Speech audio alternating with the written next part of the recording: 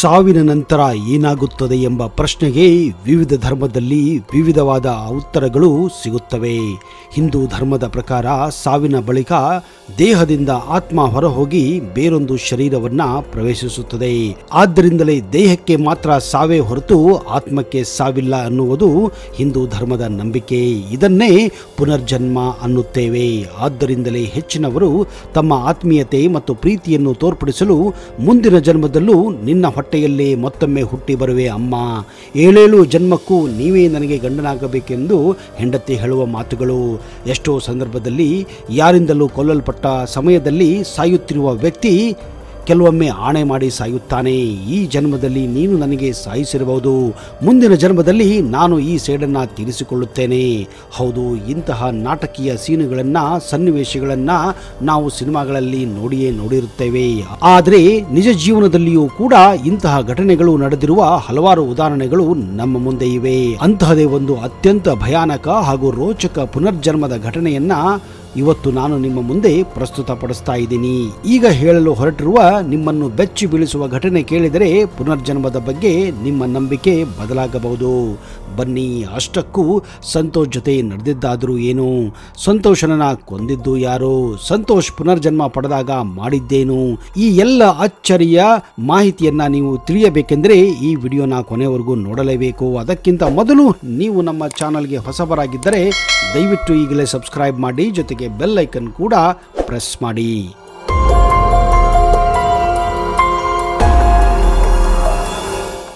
ನಮಸ್ಕಾರ ಸ್ನೇಹಿತರೆ. ಜೀವನದಲ್ಲಿ ಕೆಲವೊಮ್ಮೆ ನಮಗೆ ಅರ್ಥವಾಗದ ಸಂಗತಿಗಳು ನಡೆಯುತ್ತವೆ.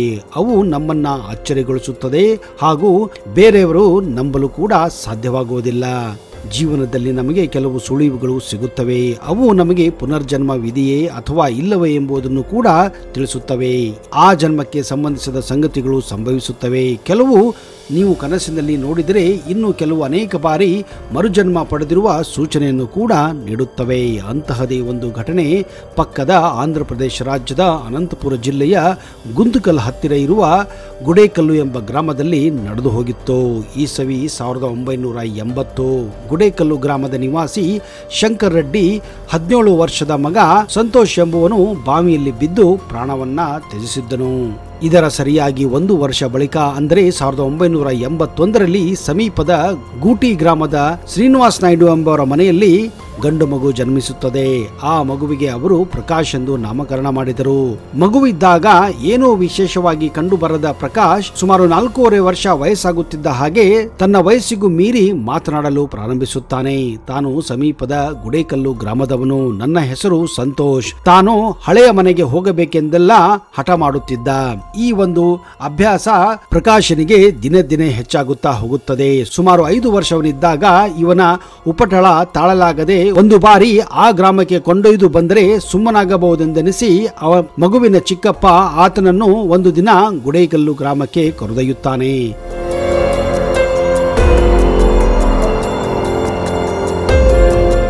ಇದು ಈಸವಿ 1986. ಪ್ರಕಾಶ್ ಗ್ರಾಮದೊಳಗೆ ಬಂದೊಡನೆ ತನ್ನದೇ ಗ್ರಾಮದಂತೆ ಒಂದೊಂದು ವಸ್ತುವನ್ನ ಗುರುತಿಸುತ್ತಾ ಹೋಗುತ್ತಾನೆ. ಹಾಗೆಯೇ ಅವನ ಹಳೆಯ ಮನೆಗೆ ಬಂದಾಗ ಇದು ನನ್ನ ಮನೆ ಎಂದು ಹೇಳುತ್ತಾನೆ. ಆದರೆ ದುರಾದೃಷ್ಟ, ಅಂದು ಆ ಮನೆಯಲ್ಲಿ ಯಾರೂ ಇರಲಿಲ್ಲ. ಆ ಮನೆ ಬೀಗ ಹಾಕಿತ್ತು. ಇದೇ ಕಾರಣ ಸುಮ್ಮನೆ ವಾಪಸ್ಸು ಬರಬೇಕಾಗುತ್ತದೆ. ಇದನ್ನೆಲ್ಲ ಕಂಡಂತಹ ಪ್ರಕಾಶನ ಚಿಕ್ಕಪ್ಪ ನಿಜಕ್ಕೂ ದಿಗ್ಭ್ರಾಂತನಾಗುತ್ತಾನೆ.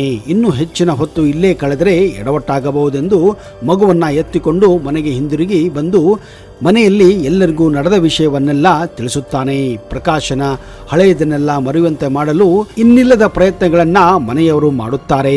ಆದರೆ ಪ್ರಕಾಶನ ಪುನರ್ಜನ್ಮದ ನೆನಪುಗಳು ದಿನೇ ದಿನೇ ಹೆಚ್ಚಾಗುತ್ತಾ ಹೋಗುತ್ತವೆ.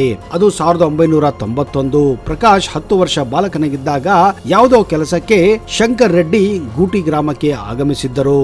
ಯಾವುದೋ ಒಂದು ಸಾರ್ವಜನಿಕ ಸ್ಥಳದಲ್ಲಿ ಟೀಯನ್ನು ಕುಡಿಯುತ್ತಾ ಕುಳಿತಿರುವಾಗ ಅಕ್ಕಪಕ್ಕದ ಜನ ಮಾತನಾಡುವುದನ್ನ ಕೇಳಿಸಿಕೊಳ್ಳುತ್ತಾನೆ.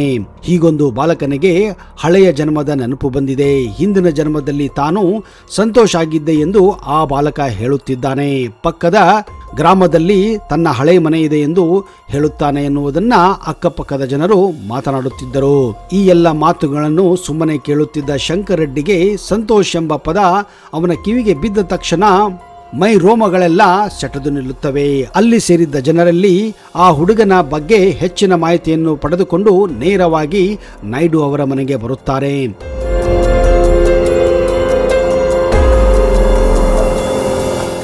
ಮನೆಗೆ ಇನ್ನೂ 10 ಮೀಟರ್ ದೂರ ಇರುವಷ್ಟರಲ್ಲೇ 10 ವರ್ಷದ ಬಾಲಕ ಪ್ರಕಾಶ್ ತನ್ನ ಹಿಂದಿನ ಜನ್ಮದ ತಂದೆಯನ್ನು ಗುರುತಿಸಿ ನೇರವಾಗಿ ಹೋಗಿ ಅಪ್ಪಿಕೊಳ್ಳುತ್ತಾನೆ. ಎಲ್ಲರಿಗೂ ತನ್ನ ಹಿಂದಿನ ಜನ್ಮದ ಬಗ್ಗೆ ಪುರಾವೆ ನೀಡಲು ಶಂಕರ್ ರೆಡ್ಡಿ ಮತ್ತು ಸಂತೋಷರಿಗೆ ಮಾತ್ರ ಗೊತ್ತಿದ್ದ ಕೆಲವು ಖಾಸಗಿ ಸಂಗತಿಗಳನ್ನ ತಿಳಿಸಿ ತಾನು ಹಿಂದಿನ ಜನ್ಮದ ಸಂತೋಷ್ ಎಂದು ಪ್ರಕಾಶ್ ಶಂಕರ್ ರೆಡ್ಡಿಗೆ ತಿಳಿಸುತ್ತಾನೆ.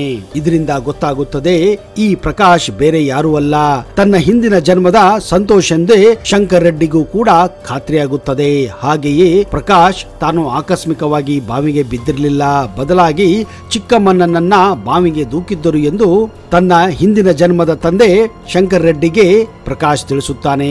ಈ ವಿಷಯ ಗೊತ್ತಾಗುತ್ತಿದ್ದ ಹಾಗೆ ಶಂಕರ್ ರೆಡ್ಡಿ ಎಲ್ಲಿಲ್ಲದ ಸಿಟ್ಟು ಬರುತ್ತದೆ. ಅಂದರೆ ತನ್ನ ಎರಡನೇ ಹೆಂಡತಿ ತನ್ನ ಮಗನನ್ನ ಕೊಂದಿದ್ದಳು ಎನ್ನುವ ಮಾಹಿತಿ ಅವನಿಗೆ ಈಗ ಬಹಿರಂಗವಾಗುತ್ತದೆ. ಹೌದು, ಶಂಕರ್ ರೆಡ್ಡಿ ತನ್ನ ಮೊದಲ ಹೆಂಡತಿ ಸತ್ತ ನಂತರ ಎರಡನೇ ಹೆಂಡತಿ ಸಾವಿತ್ರಿಯನ್ನ ಮದುವೆಯಾಗಿದ್ದ. ಆಮೇಲೆ ಅವರಿಗೊಂದು ಗಂಡು ಮಗು ಹುಟ್ಟುತ್ತದೆ. ಇದೇ ಕಾರಣ ಸಾವಿತ್ರಿ ಸಂತೋಷನನ್ನ ಸರಿಯಾಗಿ ನೋಡಿಕೊಳ್ಳುತ್ತಿರಲಿಲ್ಲ.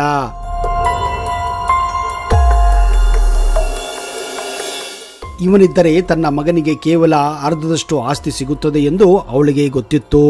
ಹಾಗೂ ಇದೇ ಕಾರಣ ಪದೇ ಪದೇ ಅವಳು ಸಂತೋಷನನ್ನ ಕೆಟ್ಟದಾಗಿ ನೋಡಿಕೊಳ್ಳುತ್ತಿದ್ದಳು. ಸುಖ ಸುಮ್ಮನೆ ಬೈಯುತ್ತಿದ್ದಳು, ಹೊಡೆಯುತ್ತಿದ್ದಳು. ಇನ್ನೊಮ್ಮೆ ಊಟದಲ್ಲಿ ವಿಷ ಹಾಕಿ ಕೊಲ್ಲುವ ಪ್ರಯತ್ನವನ್ನು ಕೂಡ ಮಾಡಿದ್ದಳು. ಅದೇಗೋ ಶಂಕರ್ ರೆಡ್ಡಿ ಸಮಯಕ್ಕೆ ಸರಿಯಾಗಿ ಬಂದು ಆಸ್ಪತ್ರೆಗೆ ತನ್ನ ಮಗನನ್ನ ದಾಖಲು ಮಾಡಿ ಬಚಾವು ಮಾಡಿದ್ದ. ಆದರೆ ತನ್ನ ಮಗನನ್ನು ಬಾವಿಗೆ ನೂಕಿದ ವಿಷಯ ಅವನಿಗೆ ಗೊತ್ತೇ ಇರಲಿಲ್ಲ. ವಿಷಯ ತಿಳಿದು ಶಂಕರ್ ರೆಡ್ಡಿ ತನ್ನ ಸ್ವಂತ ಎರಡನೇ ಹೆಂಡತಿಯನ್ನ ಪೊಲೀಸರ ಹವಾಲೆ ಮಾಡಿದ್ದಾನೆ. ಪೊಲೀಸರು ಸಂತೋಷ್ ಕೊಟ್ಟ ಸಾಕ್ಷಿಯ ಮೇರೆಗೆ ಸಾವಿತ್ರಿಯನ್ನು ಕೂಡ ಬಂಧಿಸಿದ್ದರು. ಆಮೇಲೆ ಈ ಕೇಸು ಕೋರ್ಟಿನಲ್ಲಿ ದೀರ್ಘಕಾಲ ನಡೆಯುತ್ತದೆ. 2003ರಲ್ಲಿ ಸಾವಿತ್ರಿ ಒಂದು ದುರ್ಘಟನೆಯಲ್ಲಿ ಸಾವನ್ನಪ್ಪುತ್ತಾಳೆ. ಈ ರೀತಿ ಸಂತೋಷ್ ಸಾವಿಗೆ ಕಾರಣವಾಗಿದ್ದ ಸಾವಿತ್ರಿಯ ಸಾವು ಕೂಡ ಆಗುತ್ತದೆ.